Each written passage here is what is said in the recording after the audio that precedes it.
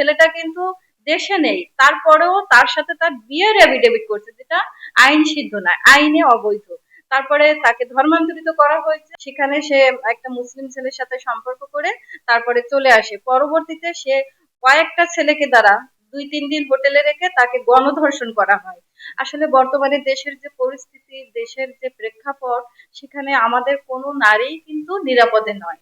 1993 সালে জাতিসংঘ কর্তৃক নারীর বিরুদ্ধে সহিংসতা নির্মূল সংক্রান্ত ঘোষণাপত্র গৃহীত হয়।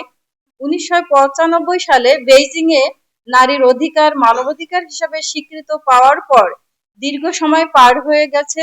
এর মধ্যে নারী উন্নয়নে রাষ্ট্র হিসাবে বাংলাদেশ বেশ অগ্রগতিও অর্জন করেছে, কিন্তু এ সত্ত্বেও সাম্প্রতিক বছরগুলোতে নারীর উপর সহিংসতা, বিশেষ করে ধর্ষণ, গণধর্ষণ, ধর্ষণ পরবর্তী হত্যা, যৌন হয়রানি ও উত্ত্যক্তকরণ ঘটনার সংখ্যা, ব্যাপকতা ও ভয়াবহতা উদ্বেগজনক হারে বৃদ্ধি পাচ্ছে। কিছুদিন যাবৎ বিভিন্ন পত্র পত্রিকা, গণমাধ্যম ও সোশ্যাল মিডিয়ায় নাবালিকা কন্যা শিশু ধর্ষণের নিউজ প্রতিনিয়ত দেখতে পাচ্ছি, যা সঠিক বিচার না পাওয়ার কারণে ধর্ষণকারীরা সুযোগ পাচ্ছে। এর কারণে কোথাও কোনো নারী কোথাও বিচার দিতে ভয় পাচ্ছে। নারীদের বিভিন্নভাবে আপত্তিকর ভিডিও তৈরি করে ব্ল্যাকমেইল করে পুনঃ পুনঃ নির্যাতন করা হচ্ছে।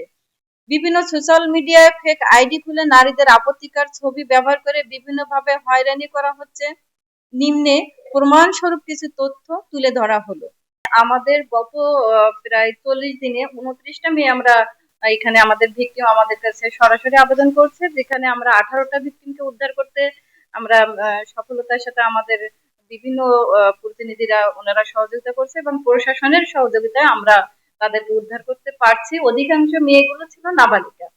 তো এখানে আমাদের আখি সর্দার চট্টগ্রাম থেকে, মেয়েটা 16 বছরের এবং তাকে কি করা হলো, এই মেয়েটাকে ফেসবুকের মাধ্যমে একটা ছেলের সাথে পরিচয়, এবং যে ছেলেটা মালয়েশিয়া থেকে, মানে দেশের বাইরে, তো দেশের বাইরে সেই ছেলেটার সাথে এই মেয়েটার সম্পর্ক, এবং এই আখি সর্দারকে ফার্স্টে নিয়ে যায়, মানে তার ফ্যামিলিকে প্রলোভন দেখায় যেভাবে হোক।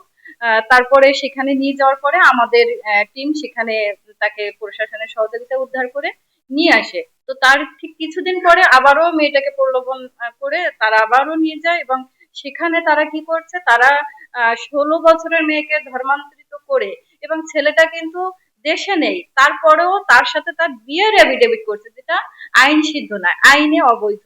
তারপরে তাকে ধর্মান্তরিত করা হয়েছে, এবং মেয়েটাকে সেখানে পরবর্তীতে যখন আমরা আবার প্রশাসনের সহযোগিতা চাই, প্রশাসন তখন আমাদেরকে মানে বলছে যে বারবার তো আমরা একটা মেয়ের পিছনে সময় দিতে পারবো না, আপনারা যেভাবে পারেন করেন। তখন ভিকটিম পরিবার অসহায় হয়ে সেখানকার কিছু স্থানীয় লোকের সহযোগিতায় সেখানে তারা আবারও উদ্ধার করতে যায়, এবং সেখানে যে তারা একটা হ্যারাসমেন্ট, অর্থাৎ পলিটিক্যাল যে হ্যারাসমেন্টের শিকারে পড়ে, এবং সেখানে তারা কিছু টাকার অঙ্ক দাবি করে। তারপরে যেহেতু তারা গরিব ছিল, তারা সেখানে তারপরেও চেষ্টা করছে মেয়েটাকে নিয়ে আসার, কিন্তু ওই ছেলেটা যেহেতু দেশের বাইরে থাকে, এদের থেকে দ্বিগুণ পরিমাণে টাকা দিয়ে মেয়েটাকে আটকে রাখা হয়, এবং এখনো পর্যন্ত আমরা আখি সর্দারকে উদ্ধার করতে পারিনি। তো আমরা সর্বশেষ চেষ্টা করব প্রশাসনের সহযোগিতা, আইন আদালতের মাধ্যমে মেয়েটাকে উদ্ধার করার। 18 বছরের পরে হলে সে ব্যাপারে তো আমাদের কোনো আপত্তি নেই, কিন্তু যখন নাবালিকা তখন তো সেটা আইন পারমিট করবে না। দ্বিতীয়ত আমাদের এমন ঘটনাটাও ঘটছে যে 18+, 22 বছরের আরেকটা মেয়ে, আমাদের মেয়েটাকে আমরা আশুলিয়া থানা থেকে উদ্ধার করছি।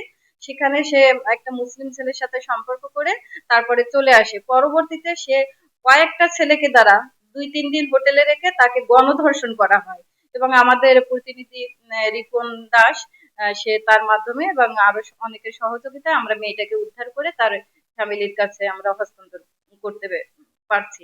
আসলে বর্তমানে দেশের যে পরিস্থিতি, দেশের যে প্রেক্ষাপট, সেখানে আমাদের কোনো নারী কিন্তু নিরাপদে নয়। হ্যাঁ, আমরা চাচ্ছি যে ঘটনাগুলো বর্তমানে বিশেষ করে যে ধর্ষণের পরে যে নির্মম নৃশংসভাবে যে হত্যা করা, গলা কেটে, যেখানে দেখা যাচ্ছে যে আমার মায়ের লাশ পাওয়া যাচ্ছে ভুট্টার খেতে, তার মাথা পাওয়া যাচ্ছে আবার অন্য জায়গায়, এই যে মানে বর্বরতার যে সীমানা, সেটা কিন্তু আসলে অতিক্রম করে গেছে।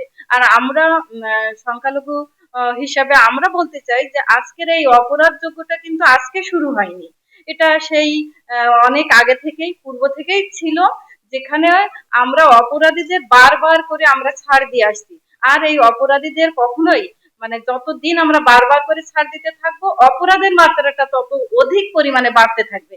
কারণ অপরাধীদের কখনো ধর্ম হতে পারে না, তারা সর্বদাই একটা বর্বরতার রূপ ধারণ করে। এবং এই অপরাধীদের সে যেই হোক না কেন, আমরা যদি তাদেরকে আইনের আওতায় না আনতে পারি, বা প্রশাসন যদি তাদেরকে সেইভাবে আইনের আওতায় এনে সাজা না দেন, দণ্ড না দেন, তাহলে ক্রমান্বয়ে এই অপরাধীরা আরো বলশালী হয় এবং একটা জাতিগোষ্ঠীকে তখন তারা টার্গেট করে। যেমন এখন আমাদের সংখ্যালঘুদের পর থেকে এখন কিন্তু সেই গোটা নারী গোষ্ঠীর উপরে আমাদের এখন যেটাকে বলা যাচ্ছে যে জেনোসাইডের একটা রূপে ধারণ হচ্ছে আমাদের দেশে। তো এইটা তো আসলে আমরা এই পরিস্থিতিটাকে আমরা চাই যে একটা শান্ত স্থিতিশীল একটা অবস্থায় যেন আসে, আমাদের মা বোনেরা যেন নিরাপদ ভাবে জীবনযাপন করতে পারে। এমনই একটা আমরা চাই যে অপরাধীরা যেন আইনের হাত থেকে ছাড় না পান।